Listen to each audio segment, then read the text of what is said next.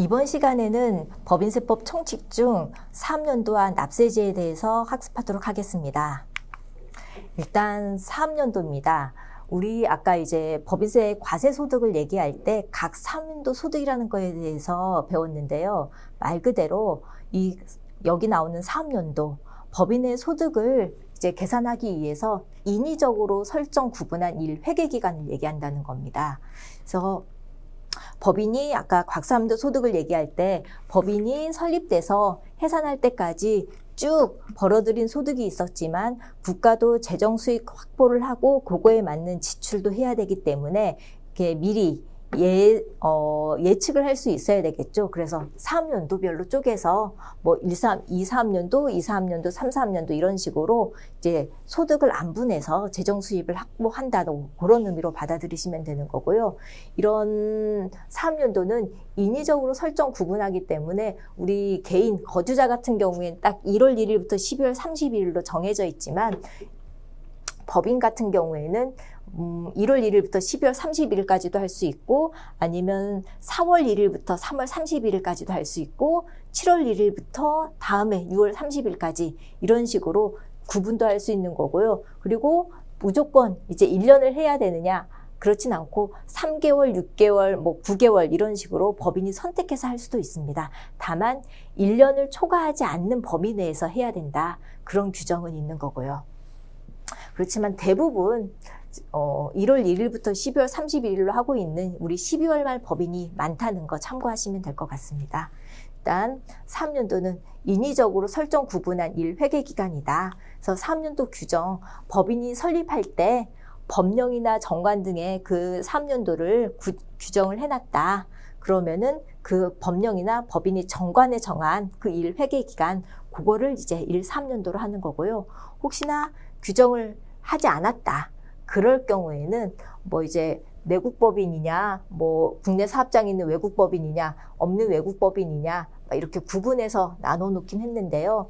이제 결과적으로 이렇게 법령이나 정관을 규정하지 않았다 그러면 신고에 의해서 사업연도를 정할 수 있다는 겁니다. 사업자 등록할 때 신고하면서, 사업자 등록 시 뭐 신고하면서 사업자 관할 세무서장에게 신고에 의해 가지고 이제 사업연도를 정할 수 있는 거고요. 혹시 이렇지도 이렇게 신고도 안 했다, 무신고를 했다 그러면은 우리가 1월 1일부터 12월 31일까지를 그 법인의 사업연도로 정하고 있습니다.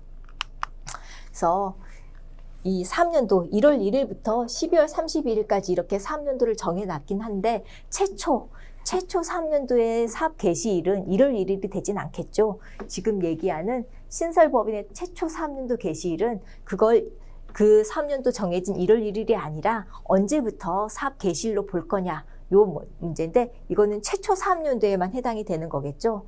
내국법인이다. 그래서 등기를 했다 그러면 이제 그 설립 등기일이 이제 사업연도 개시일이 된다.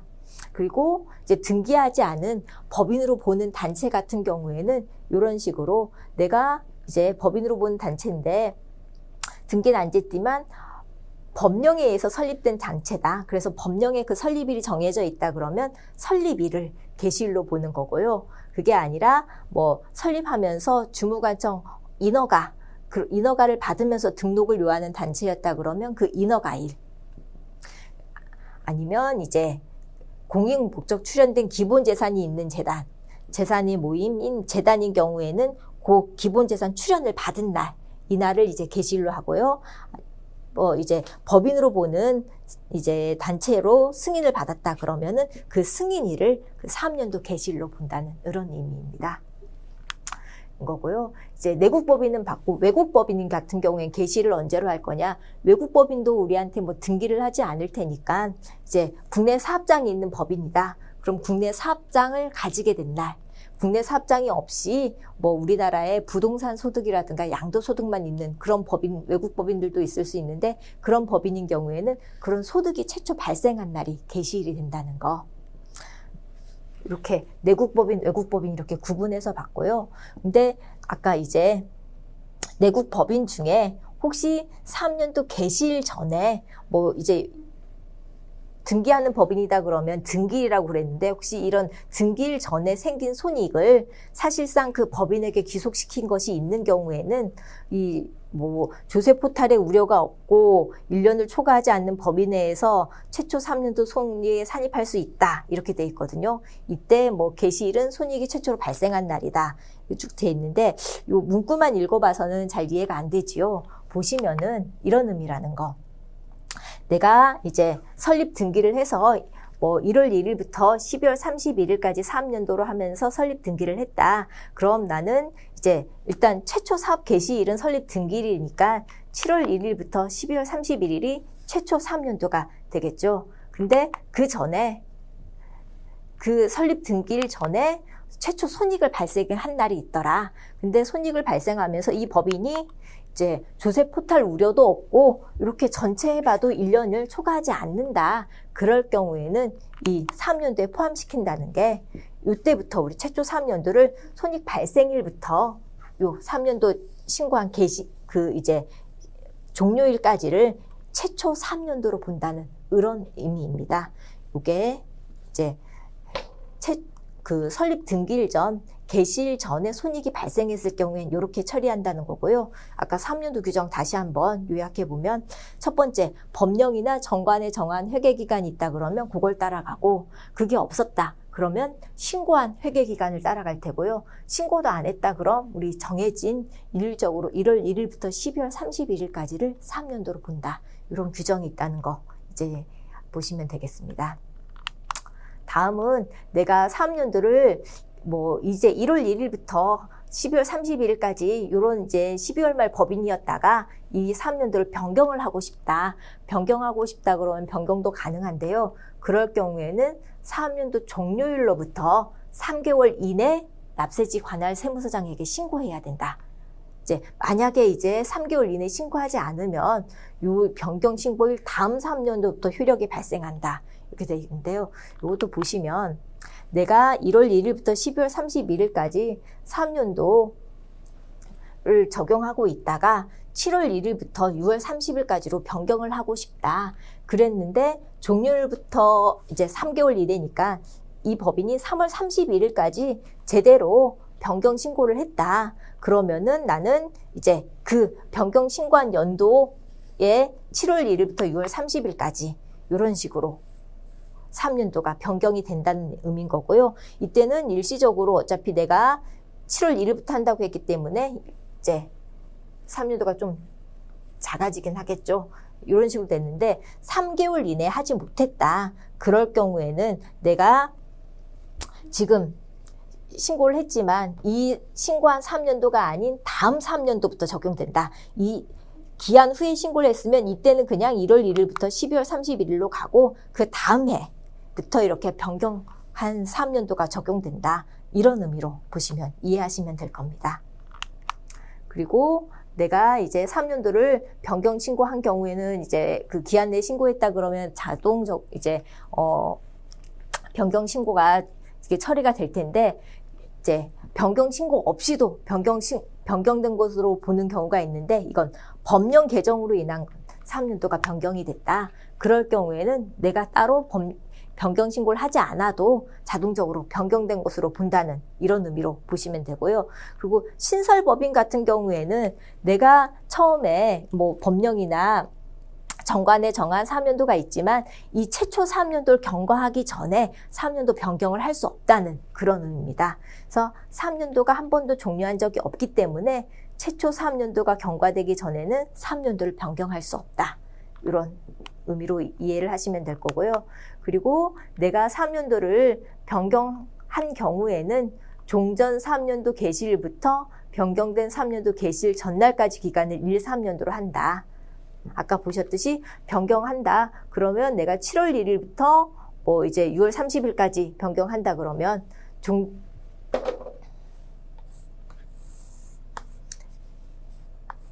1월 1일부터 12월 31일까지 뭐 이제 쭉 3년도를 적용하다가 내가 7월 1일부터 변경하고 싶다 그러면은 이제 종전 3년도 개시일부터 변경 3년도 개시일 전날까지 요 기간을 1, 3년도로 한다. 그러니까 좀 3년도 기간이 짧아진다고 한 거 본 적 있죠? 그걸 의미하는 얘기고요.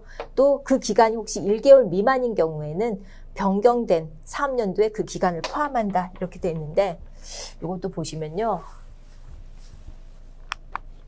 내가 1월 1일부터 12월 31일까지 이런 식으로 3년도를 쭉 하고 있었는데 내가 3년도를 다음 3년도는 1월 16일부터 1월 15일까지 이런 식의 3년도로 변경을 하고 싶다. 그렇게 된다 그러면 원칙적으로는 1월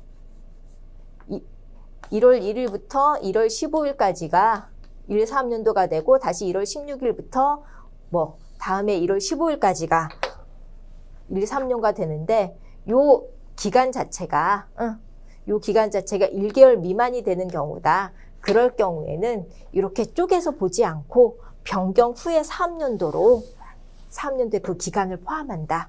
이럴 경우에는 회계 기간이 3년도가 1년을 초과할 수도 있는 거죠. 1년 초과하는 예외라고 보시면 되는데 요 앞으로 이제 포함되는 게 아니라 변경 후 3년도에 그 기간을 포함한다. 이런 의미인 겁니다. 이럴 경우가 많지는 않겠지만 어쨌든 이런 법 규정이 있다는 거 이제 알아두시면 될 것 같습니다. 그리고 3년도 의제는 말 그대로 이제 우리 3년도는 이렇게 정해진 3년도 1월 1일부터 12월 31일 이런 식으로 이제 3년도가 구분이 되는데 이런 어떤 특정한 사유가 있다. 해산이나 합병, 분할 등 아니면 어떤 특정한 사유가 발생을 한다 그러면 3년도가 이렇게 좀 이제 신고한 3년도 아니면 정해진 3년도와 달라진다는 그런 의미인 거죠. 그 본래 3년도에도 불구하고 사유 발생일을 기준으로 3년도를 새로 정한다. 이런 의미인 겁니다. 내가 1월 1일부터 12월 31일까지 3년도를 적용하고 있다가 합병이나 분할로 소멸을 하게 됐다. 그러면은 이 합병이나 분할하는 그 등기를 기준으로 해서 원래대로라면 이제 1월 1일부터 12월 31일이 아닌 요 날을 기준으로 해서 3년도가 종료된다.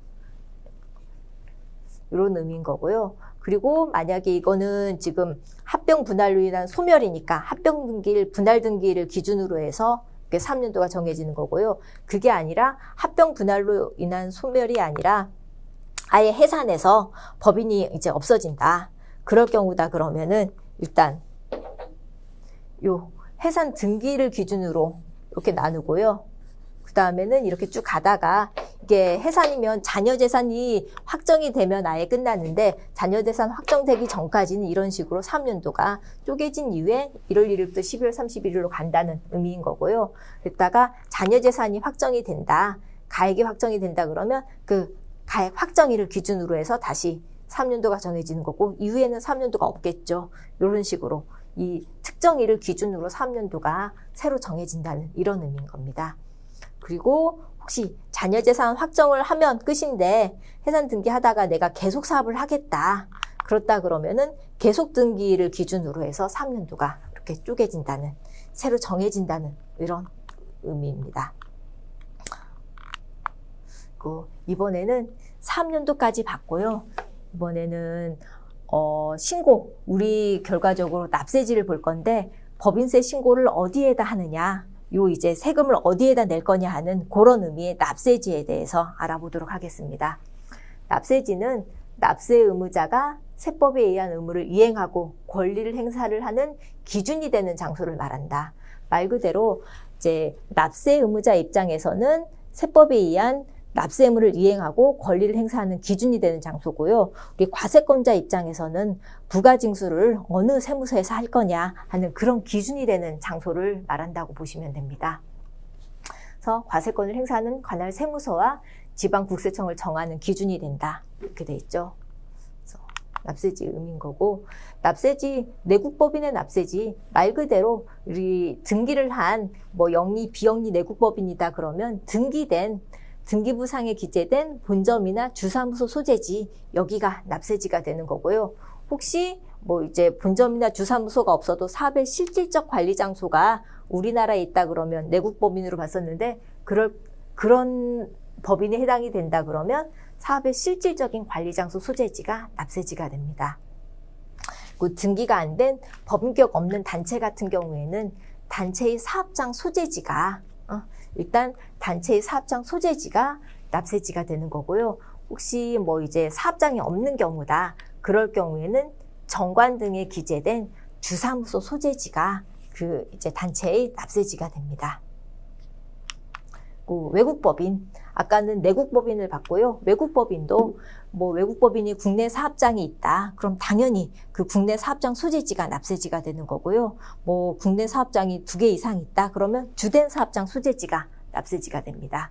사업장이 없다. 그러면 그 소득이 발생한 자산이 있는 소재지. 그러니까 뭐 부동산 임대 소득이 뭐 부동산 소득이나 양도 소득이 있었다 그러면 그 이제 이미 처분을 했겠지만 그 자산이 있던 그 소득이 발생한 자산 소재지, 거기가 이제 납세지가 된다는 거. 뭐 2개 이상의 자산이 있는 경우에는 납세지로 신고한 장소가 외국법인 납세지로 된다는 거 참고하시면 될 것 같습니다. 그리고 이제 합병 분할로 소멸하는 법인의 납세지 변경. 이건 어떤 의미냐면요. 이제 우리가 뭐 합병을 한다 그러면 이게 A와 B가 합병을 한다. 그래서 얘가 이제 없어지는 법인이다. 피합병 법인이다. 그러면 원래 이 피합병 법인의 납세지가 이 A 법인의 납세지가 되는 건데 얘가 없어져 버릴 거기 때문에 관리하기가 힘드니까 이 합병 분할 전에 내가 이 A한테 소속돼 있는 납세지를 이제 이 A 법인 소재지가 아닌 B 법인 소재지로 해달라고 신청을 한다 그러면 그게 이제 변경할 수 있다는 이런 의미입니다. 원칙적으로 합병 분할 전에 피합병 법인의 원칙은 얘의 납세지는 원래 A 법인 자체의 납세지이나 변경 신고를 하면 합병 법인의 납세지로 변경할 수 있다. 그래서 B 법인 쪽에서 B 법인 납세지 쪽에서 관리를 할 수 있다. 이런 의미로 보시면 될 것 같습니다. 납세지 범위까지 봤고요. 그리고 원천징수한 법인세의 납세지, 요거는 어떤 거냐 하면 우리 이제 원천징수라는 게 누군가한테 소득을 지급할 때 그때 원천징수를 하는 걸 얘기하는 거잖아요. 원천징수한 법인세라면 법인한테 그 법인의 뭐 이제 이자라든가 특정 배당을 지급하는 뭐 개인도 있을 수 있고 또 다른 법인도 있을 수 있는데 그런 법인들이 이제 원천징수를 하게 되니까 그런 이제 원천징수 의무자의 소재지가 그대로 이제 따라간다는 그런 의미입니다. 원천징수한 법인세는 말 그대로 나한테 그런 내가 이제 법인세를 원천징수하게 되면 그 원천징수하는 법인, 원천징수 의무자가 될 테니까 그 원천징수 의무자의 소재지가 이제 원천징수한 법인세의 납세지가 된다. 이런 이제 걸로 이해를 하시면 될 겁니다. 이건 한번 쭉 그냥 읽어보시면 이제 이해를 하실 거고요. 납세지도 사업연도처럼 변경을 할 수 있는데요. 변경 신고를 할 수 있는데 만약에 납세지 변경하고 싶다. 그러면 변경된 날로부터 15일 이내 신고해야 되고 뭐 당연히 그는 변경 후에 납세지 관할 세무서장에게 변경 신고를 하는 거고요. 이제 보통은 이제 우리 사업자 정정 신고 이런 걸 통해서 변경 신고를 하게 되겠죠. 제출을 해가지고. 근데 뭐 변경 신고가 없다 그러면 종전의 납세지를 법인의 납세지로 한다. 뭐 이런 식으로 돼 있다는 거. 그냥 변경 신고를 할 수 있다. 납세지. 변경 신고를 할 수 있다. 이렇게 이해를 하시면 될 것 같습니다. 이런 식으로 납세지를 내가 신고를 할 수도 있고 변경 신고를 할 수도 있는데 이제 그런 뭐 신고한 납세지가 좀 불분명하다. 납세지가 이제 신고한 납세지가 적당하지 않다고 인정되는 사유에 해당이 된다 그러면은 이제 지방국세청장이나 아니면 이제 지방청이 다르다 그러면 국세청장이 납세지를 지정을 할 수 있다는 의미입니다. 그래서 여기 읽어보시면 내국법인의 본점 주사무소 소재지가 등기된 주소와 동일하지 않다. 아니면은 이제 본점 주사무소 소재지가 자산 또는 사업장과 분리되어 조세 포탈 우려가 있다. 뭐 2개 이상의 사업장을 가지고 있는 외국법인의 경우로서 주된 사업장 소재지를 판정할 수 없다. 납세지 신고를 하지 않았다. 이런 식으로 납세지가 적당하지 않다고 인정되는 경우에는 우리가 지정을 할 수 있다는 의미인 거고요. 지정은 지방청장, 근데 지방청이 다를 경우에는 국세청장이 이제 지정을 한다는 의미입니다. 그래서 지정하게 되면 이 사업연도 종료일로부터 45일 이내 이렇게 통지를 해줘야 될 거고요. 그래야 법인세 신고도 할 수 있는 거고, 그 이후에 이제 부가 징수하는 세무서도 기준이 이제 정할 수 있는 거니까요. 그래서 미통지나 지연 통지됐다 그러면은 이제 뭐 지정이 효력이 없는 거죠. 그래서 종전의 납세지가 그냥 그 법인의 납세지가 된다. 이렇게 이해를 하시면 될 것 같습니다. 쭉 다 거의 보셨고요. 이런 납세지는 결과적으로 지금은 이제 법인세 신고나 사업장 정정 신고를 전국 어느 세무서에서 다 하기 때문에 납세 의무자의 입장보다는 과세 관할 이제 세금을 부과하는 과세권자 입장에서 좀 더 중요한 의미를 갖는다고 볼 수 있을 것 같습니다. 그래서 처분 당시에 당의 국세 이 납세지를 관할하는 세무조상이 행해야 되는데 그렇게 행하지 않는다 그러면 경정 처분이 효력이 없다 이렇게 돼 있기 때문에 납세지는 아까도 말씀드렸듯이 납세 의무자보다는 과세권자 입장에서 좀 더 중요한 의미를 갖는다고 볼 수 있겠습니다. 이제까지 총칙 중에 사업연도와 납세지에 대해서 알아보았습니다.